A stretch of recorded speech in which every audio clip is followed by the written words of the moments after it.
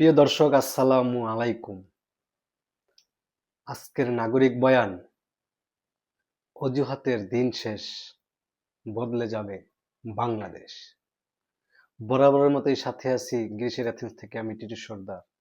চলুন তাহলে শুরু করি আজকের নাগরিক বয়ান। দেখুন, আপনারা স্ক্রিনে যেই মানুষের ছবিটি দেখতে পাচ্ছেন, ওনার নাম হচ্ছে নিকোলাস জেমস। শর্ট নাম তথা ডাকনাম হচ্ছে নিকি বুজিচিক। এই লোকটির হাত নেই, পা নেই, কিন্তু উনি দমে যাননি।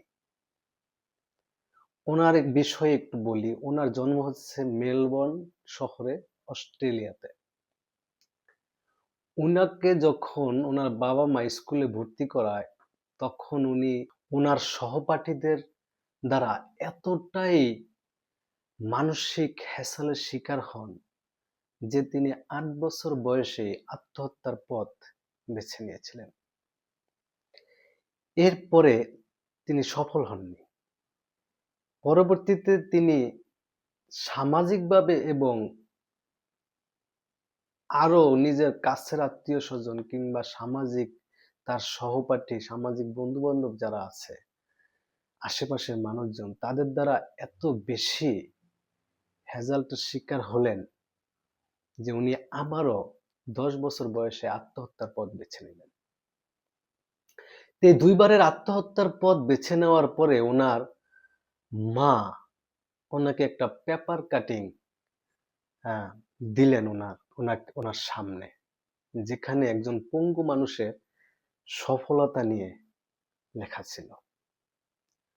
তো ওই দিন থেকেই তিনি এমনিতেও মনে মনে দুইবার যে আত্মহত্যা করলেন, ওনার মনের ভিতরে প্রশ্ন ছিল, আমি এমন কেন?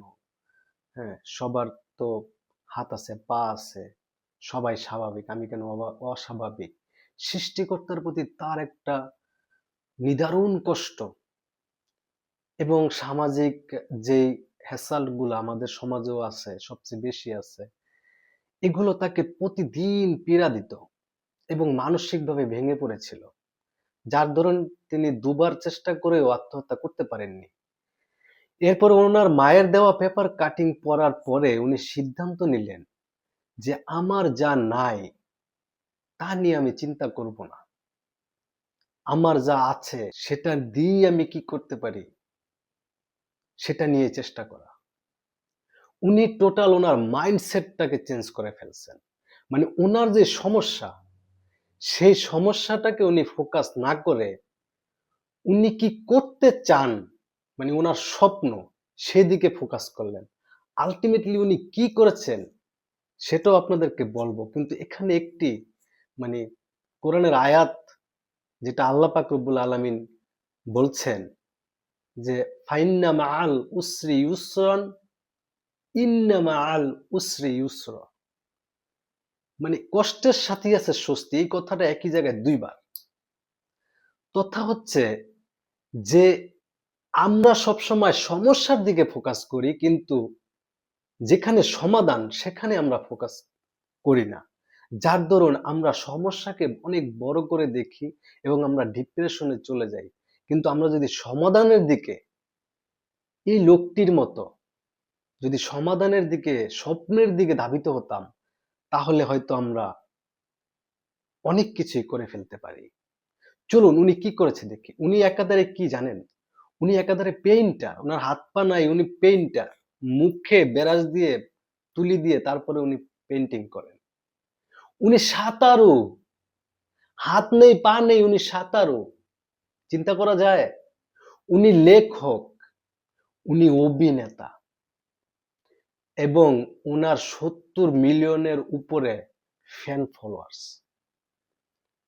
এবং উনি একটি এনজিও প্রতিষ্ঠা করেছেন যেখানে পঙ্গু তথা যারা ডিপ্রেশন মানুষ, যারা সামাজিক কারণে, বন্ধু বান্ধবের কারণে বা অন্যান্য বা শারীরিক অক্ষমতার কারণে বা সামাজিক প্রেশারের কারণে আত্মহত্যার মতো পথ বেছে নেয় বা সেই লাস্ট স্টেজে আছে, তাদের জন্য তিনি এরকম একটি প্রতিষ্ঠান ক্রিয়েশন করেছেন। একবার ভাবুন তো, ওনার সম্পদের পরিমাণ না হয় নাই বললাম, এখন একজন হাত পা নাইওয়ালা মানুষ যদি তার ফোকাস পরিবর্তন করার কারণে এত দূর যেতে পারেন, তাহলে আপনি আমি কেন পারবো না? আমাদের দেশের সবচেয়ে বড় সমস্যা কি জানেন? সবচেয়ে বড় সমস্যা কিন্তু বেকারত্ব নয়, দারিদ্রতা নয়, কিংবা রাজনীতিও নয়।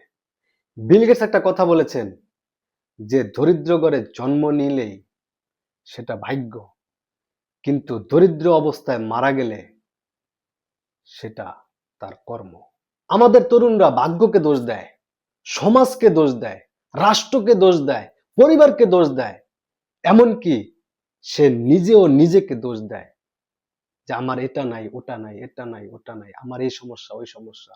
সবগুলোই অজুহাত। বাংলাদেশের প্রধান সমস্যা হচ্ছে শুধুমাত্র অজুহাত। এই দুইটা হাতের পরে আর কোনো হাত নেই ভাই।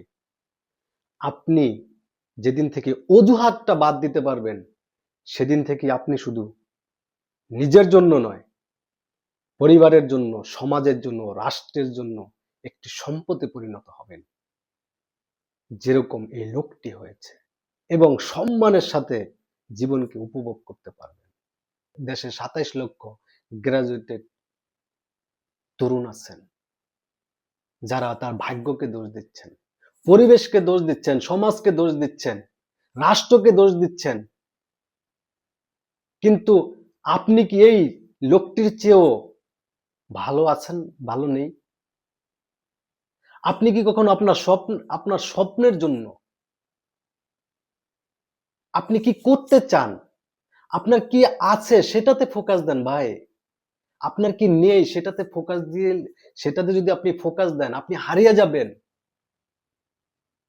কারণ সৃষ্টিকর্তা বলছেন প্রত্যেকটি সমস্যার পাশেই রয়েছে সমাধান, কষ্টের সাথেই রয়েছে স্বস্তি। আমরা কষ্টটাকে দেখি কিন্তু স্বস্তিটাকে দেখি না। ফোকাসটা চেঞ্জ করেন। যখনই ফোকাসটা চেঞ্জ করবেন দেখবেন জীবনে পরিবর্তন চলে এসেছে। আমি সমাজের জন্য পারি না, পারিবারিক আমার বাবা মা, আমার পরিবার আমাকে সাহায্য করে না, এই জন্য পারি না। আমি আমার রাষ্ট্র আমাকে সহযোগিতা করে না, এই জন্য আমি পারি না। এই যে পারি না অজুহাত, এই অজুহাতটা বন্ধ করতে হবে ভাই। এই অজুহাতের জন্যই আপনি পিছিয়ে আছেন, আমরা পিছিয়ে আছি। ওনার মতো হাত পা না থাকা মানুষটা যদি জীবনে সফলতা অর্জন করতে পারে, তাহলে আপনি কেন পারবেন না? কখনো কি নিজেকে প্রশ্ন করেছেন? আমাদের যুবকরা কি বলে, চাকরি নাই, টাকা নাই, মামা চাচা নাই যে চাকরি পাবো, ফ্যামিলির সাপোর্ট নাই, রাষ্ট্রীয় সহযোগিতা নাই। কিন্তু ভাই, আপনি সারা দিন যেই পরিমাণ মোবাইল স্ক্রলিং করেন, আপনি কি একটা ঘন্টা আপনার স্বপ্নের জন্য, আপনি কি করতে চান সেই জন্য একটা ঘন্টা ব্যয় করেন? আপনি প্রতিদিন একটি ঘন্টা ব্যয় করে দেখুন তো, যে আপনি যা বাস্তবায়ন করতে চান সেটার পিছনে সময় দিয়েছেন। আপনি যদি একটি ঘন্টা প্রতিদিন আপনার স্বপ্নের পিছনে দৌড়ান, আপনার স্বপ্ন একদিন আপনার কাছে পৌঁছে যাবে। মানুষকে থামায় শরীর না ভাই, মানুষকে থামায় ভয়, মানুষকে থামায় অজুহাত, মানুষকে তার কি নেই সেটাতে থামায় না। যদি সেটাতে থামাইতো, তাহলে এই ব্যক্তি যাকে আপনারা দেখছেন, সে কোনোদিন তার স্বপ্নে পৌঁছতে পারত না। আমাদের তরুণরা, আমরা যেদিন থেকে অজুহাত দেওয়া বন্ধ করব, যে এই জন্য পারি নাই, তার জন্য পারি নাই, রাষ্ট্রের জন্য পারি নাই, সমাজের জন্য পারি নাই, আমার টাকা নাই এই জন্য পারি নাই, আমি গরিব ঘরে জন্ম নিয়েছি এই জন্য পারি নাই, এগুলা সবই অজুহাত। আপনি অজুহাতটা দেওয়া বন্ধ করেন, ইনশাল্লাহ দেখবেন আপনি আপনার লক্ষ্যে পৌঁছে যাবেন। যেদিন আমাদের তরুণরা বলতে পারবে আমাদের সমস্যা আছে কিন্তু আমি থামবো না, আমার কাছে অজুহাত আছে কিন্তু আমি থামবো না, সমাজ আমাকে থামাতে পারবে না, কারো মতামত আমাকে থামাতে পারবে না, আমি আমার লক্ষ্যে পৌঁছাবো দুর্বার গতিতে। একজন হাত পা বিহীন মানুষ যদি তার লক্ষ্যে পৌঁছাতে পারে, তাহলে আপনি আমি কেন নই? আপনি যখন কিছু করছেন না অজুহাতের কারণে, আপনি নিজের জন্য বোঝা হচ্ছেন, সমাজের জন্য বোঝা হচ্ছেন, পরিবারের জন্য বোঝা হচ্ছেন, আর আলটিমেটলি এই রাষ্ট্রের জন্য বোঝা হচ্ছেন। আপনি চাইলেই এই সমাজের জন্য, আপনার পরিবারের জন্য, আপনার রাষ্ট্রের জন্য একটি সম্পদ হয়ে গড়তে পারেন এবং অনুকম্পার জীবন নয়, সম্মানের জীবন গড়তে পারেন। চলুন বদলে যাই। আমরা বদলে গেলেই বদলে যাবে বাংলাদেশ।